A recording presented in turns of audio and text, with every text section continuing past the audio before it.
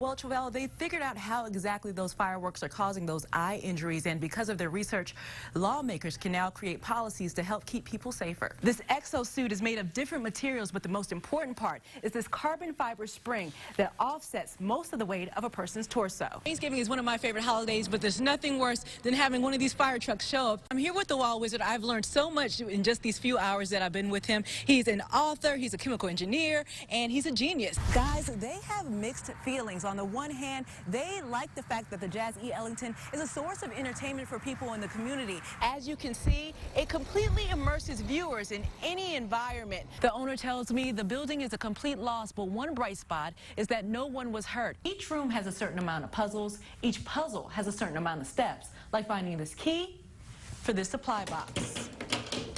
And it all has to be completed within 1 hour. The festivities are expected to start at 7 p.m. Parks and Recreation will have food trucks and live music out here. Experts say a Splenda packet full of lead is enough to poison 5 houses.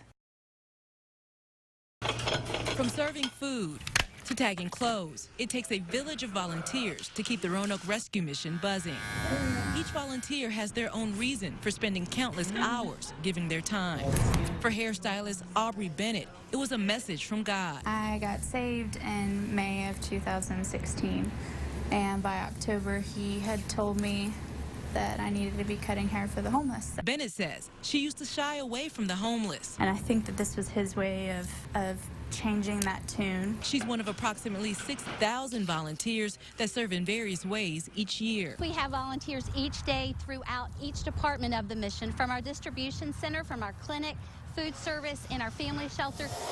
The rescue mission says without the kindness of people like Bennett, they would have to hire 35 to 40 more people. So when we say that the volunteers are so appreciated and so needed, that is one of the reasons, because we really would not be up and running on a daily basis without the volunteers. Thank you for calling the rescue mission. This is Sandy. How can I help you? Sandy Fink has been manning the mission's front desk for 4 years. Love being here.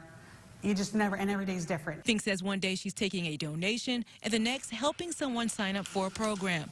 But no matter what she does, she says she's receiving more than she gives. Instead of thinking about what you can get for yourself, you start thinking about what you can do for other people. And there's a deeper satisfaction.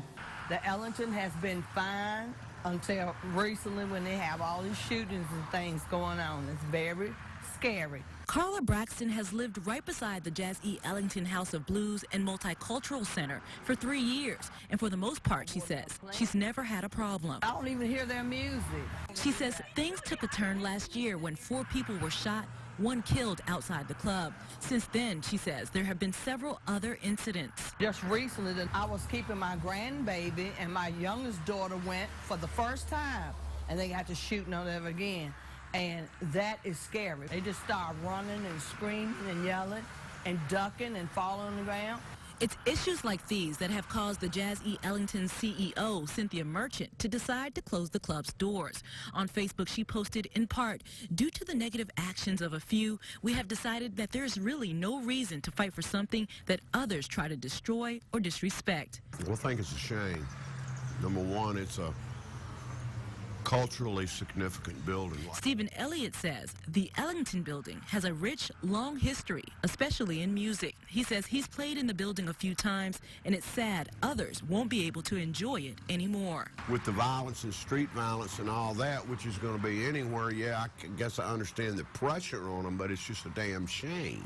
Braxton says she wants people to enjoy the Ellington as well, but without the violence. I love to see people have a good time. That's what life is about. We can't just sit around and be numb and, unbold. But if you got to bring a pistol, keep that at home, because we don't want it over here. At Virginia Tech School of Architecture and Urban Studies, building a house, these students are learning, can be fairly simple. It's just a box, and then you fold the sides out, you put some up, you have like screws, and you put it on the roof, and then it's just a working, functional house. Brenna Gomez is also learning that making a decision about your future isn't as easy. I just want to be happy and successful in any field. She's one of 50 students. getting the tools to get a head start on college planning at the university's Explore VT camp. The students are minorities or come from lower socioeconomic backgrounds. These groups are not traditionally represented in Tech's student pool.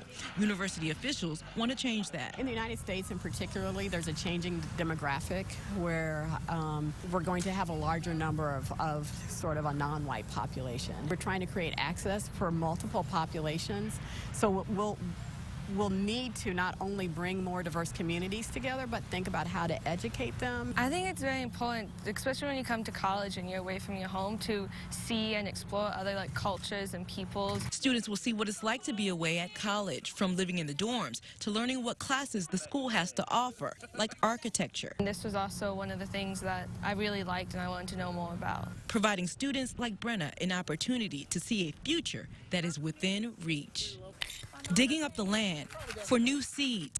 Landowners hoping these newly planted squash and beans, along with rising corn, will offer fresh protection for the land it's growing on. And this is called a Three Sisters plantings. As the corn gets higher, the beans will grow around the corn, and the squash will grow along the ground, so it keeps the weeds down. They're planting what they call seeds of resistance. It's a symbolic gesture to keep the proposed Mountain Valley pipeline away from their property. It's a statement that we care about our earth. It's a message Bruce Coffey and his wife Mary Beth would like to make loud and clear, especially after learning the Federal Energy Regulatory Commission, or FERC's, final environmental impact statement said the pipeline will have a limited adverse environmental impact. The Coffeys say the 300-mile pipeline will cut right through the middle of their land on Bent Mountain. I mean, it would come right across our driveway. We would not be able to get in, nor would we be able to get out. The Coffeys say they were shocked to read that 67% of the pipeline will be constructed in areas prone to landslides and other potential issues it could cause, including erosion and water contamination.